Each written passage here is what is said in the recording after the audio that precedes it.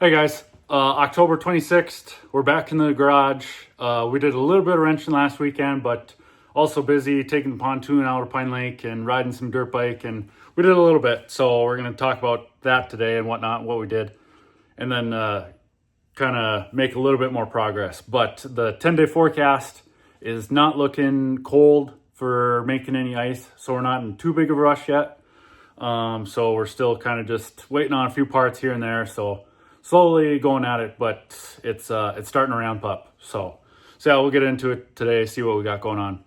So to start off with, a big thanks to Speedwerx and Jeremy Houle down there.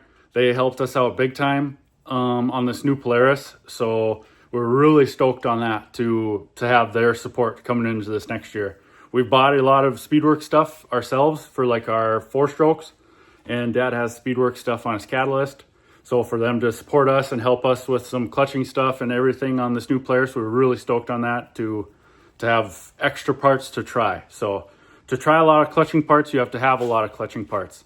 And we don't have a lot of stuff for this new Polaris. So really stoked on Speedwerx helping us out with that. Thanks to Jeremy down there. So really stoked on showing people kind of what we're getting and what we're trying on this thing. So we'll keep some secrets, but we'll also talk a lot about what we're actually using too. So yeah, big thanks to Speedwerx for this year.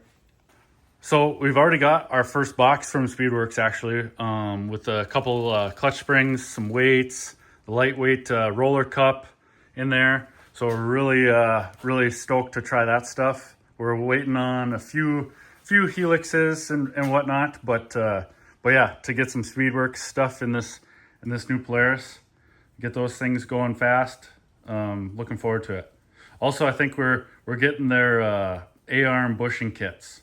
Supposedly, they're really good for these new Polarises. So look for those videos here coming up pretty soon. One more shout out, a returning sponsor, sponsoring us for many years now, JAG Body Shop, right in Bagley. Thanks to Johnny and Sherry Gerbrot. Really appreciate it. They help us with making some stickers for our sleds and a few odds and ends like that. They do signs and banners and everything, and the place of employment of our buddy Kyle Grover. So stop in there, say thanks for supporting Arlo Racing. Talk to Kyle while he's working on a car or something. So thanks, Jag Body Shop. Windy again up here in northern Minnesota. Got the dirt bike all washed. May or may not be its last ride yesterday. It was a good ride, so I was happy to finish on that.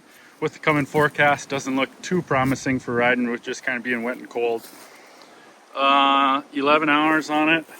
I think we had 25 on the Yamaha before it kind of went down on us. So what's that, like 36 hours this year? Not as many as I would have liked to put on the bikes, but being busy, it's hard to put time on them, working and being busy on the weekend. So yeah, shines up nice. And just before I started wrenching on sleds this morning, did an oil change on my Tundra. Put some Schaeffer's full synthetic 020 in there. Oh yeah, the good stuff. Shout out William Denzer. And then what do we got here? We got a Articat skid frame out of a 01 ZR600, I believe. Dad went and picked this up in Thief River. I think 75 bucks for the whole thing. So we have 2 new shocks to put in this thing, and I believe Dad is going to mount this one up in the SRX. We're debating on having Clearwater Coating, powder coat in that front arm, maybe that rear arm. Not sure. We'll see how pressed we are for time. So that's part of that's going to be part of the SRX project video. So now what we're going to be wrenching on here for a little bit today. So with these tracks, they run a guide clip here every 4th.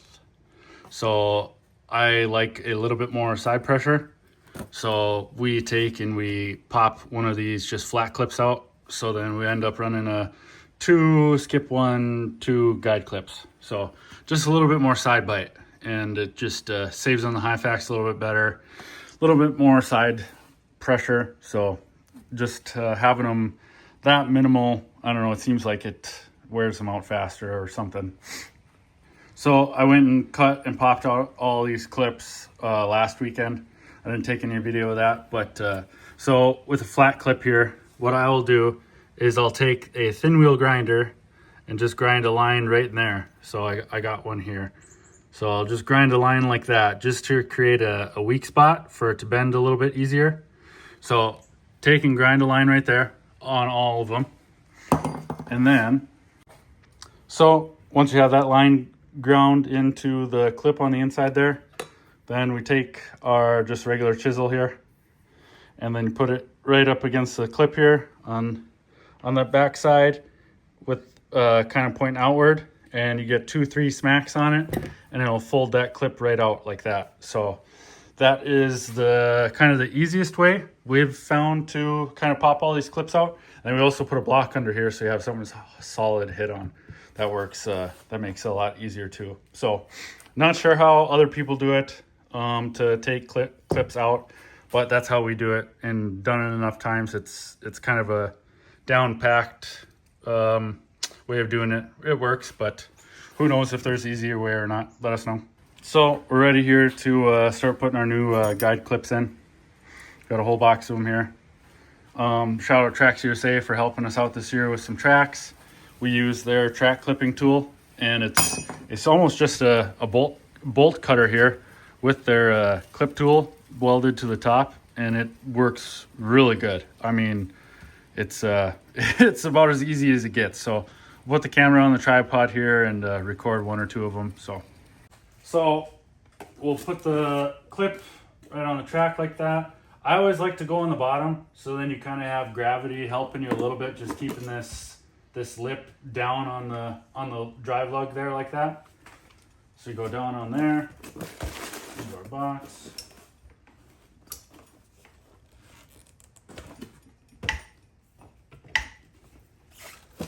And boom, 1 clip. So yeah, I highly recommend this tool. We used one of the other clipping tools where it's got some jaws and you tighten the bolts and that's what clips it down. But I highly recommend this tool. We've used it a handful of times now, reclipping our tracks, and it's easy, simple to use, and yeah, I don't know, that's plain and simple. That's all there is to it. So yeah, to reclip a track is really nothing when the tool makes it this easy. So maybe we'll put it in time lapse here and burn through these quick.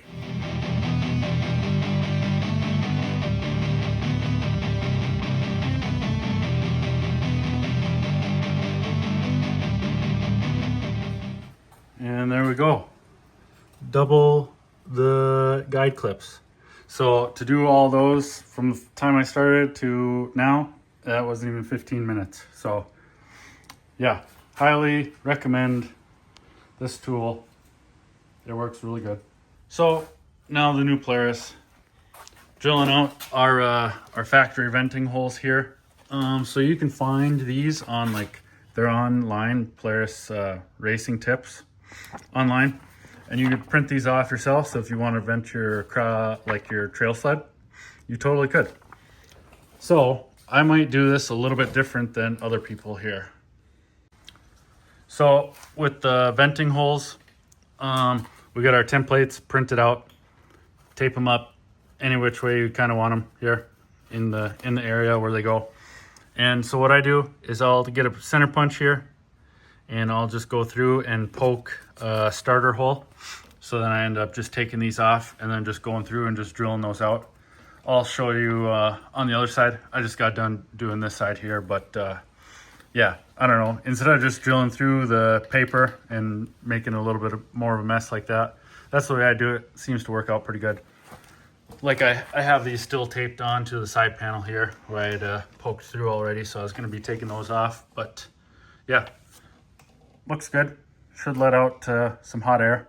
So all these holes are also supposed to be 5/8 hole. So we can focus here. What I've found works best is like a step drill. Step drills are expensive. They're like $40 just for the drill bit here, but you get all these different sizes. So what I actually do is I tape a line here right at 11/16, and so it limits itself from going any farther than 5/8. So you don't have to worry about going too far or anything. So that's the way we do it. Leaves a really nice hole. So I want to say, I don't know, I think it was 2015 where the ISR started letting us, ISR. They started letting us drill out these holes for factory venting and everything. And I want to say it comes down to like you can have like 26, no, it's something you can have so many square inches of venting, but it has to be this permitted venting per OEM. So I don't know what their exact rule on how much of it is. If it was like, if you could just drill out as much as you want, everybody would just drill out the whole clutch cover, just keep the clutches cool. Like 2 times that here and there and all here. So we're limited to what we can drill out. And like you've seen on my 4-stroke and like what you see on the mod sleds where everybody just kind of Swiss cheeses everything just for more airflow. So this is kind of the limiting factor, but it's nice that they let us do it for sure.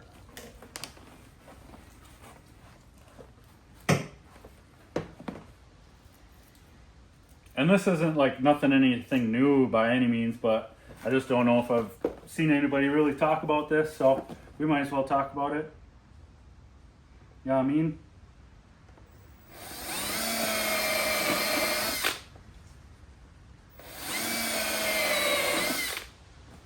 Oh, got a little foam on that one.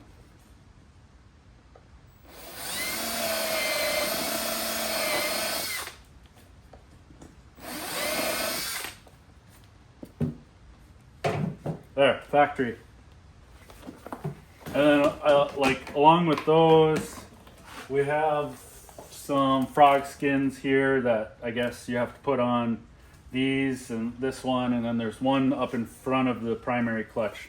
That I think we won't drill that one right now. We'll wait till we have the front shocks off and we'll have a little bit more room up there for that one. So we'll go to the other side here and start drilling away again.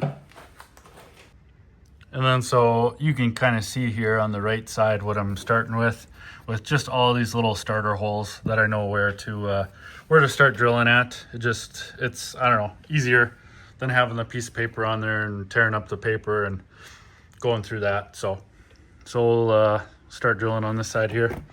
We're all loose here so we don't drill into the antifreeze reservoir or nothing weird.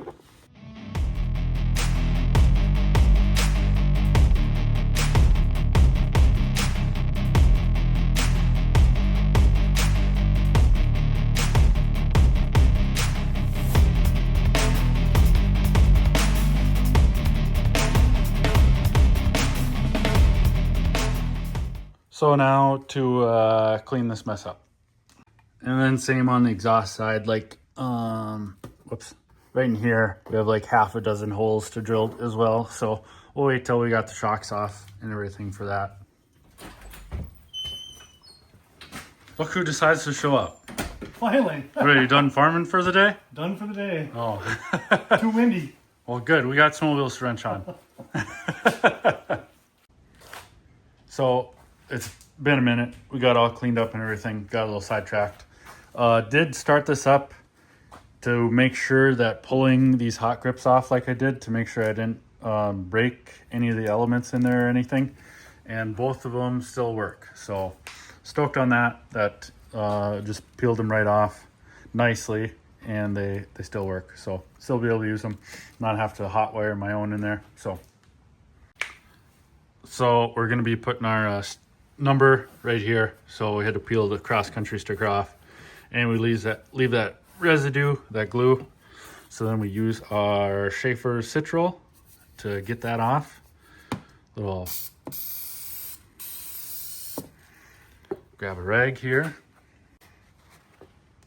Got a rag. Gone. Easy as that. And we ended up just sorting through some studs. Getting all the ice picks all ready and everything, making sure no bent or broken ones. Got nuts all sorted, backer plates sorted. So kind of played around with that for a little bit.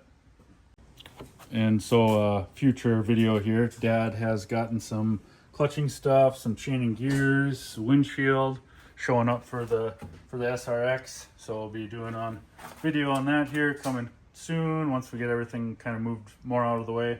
So we have had some people ask about the baseball bat grip tape that I use on the handlebars. So it is the lizard skin baseball bat. I like the 0.5 millimeter because it's the thinnest one they make. So then it's thinner. It lets a little bit more heat come through the handlebar. My personal preference. Some people like the bigger grip. And then we also try the NHL hockey grip just to see if there's any difference in the kind of the grip material at all from baseball to a hockey stick. So those are the two that we kind of go back and forth with. That they aren't for longevity, I'll tell you that. They're good for maybe one weekend of pro open, pro stock racing, maybe 2 weekends, but then after that we pretty much put new ones on. So not for longevity, but for good grip and thin. I like them. Well, I think that might be all we're getting done in this week's video. I think this next week, though, will be a big week on getting this track drilled. We're kind of just lollygagging on that pretty much to tell you the truth. Get that track drilled, get the studs in it, and then we're ready to get our shocks from Fox and our buddy VS3. And then it's kind of ready to go from there. Just a little bit of odds and ends of clutching and gearing and stuff like that. So get that kind of buttoned up and then get the ZRT over here and get that SRX tore down. So that'll be the biggest project of getting that skid frame mounted up in the SRX. So, yeah, that's about all for now. So thanks for watching. If you make it to the end of these videos, I really appreciate it. Like and subscribe. I really appreciate that. Follow the Facebook page. Listen to the Shop Talk podcast with me and Kyle and Brody. So see you in the next one.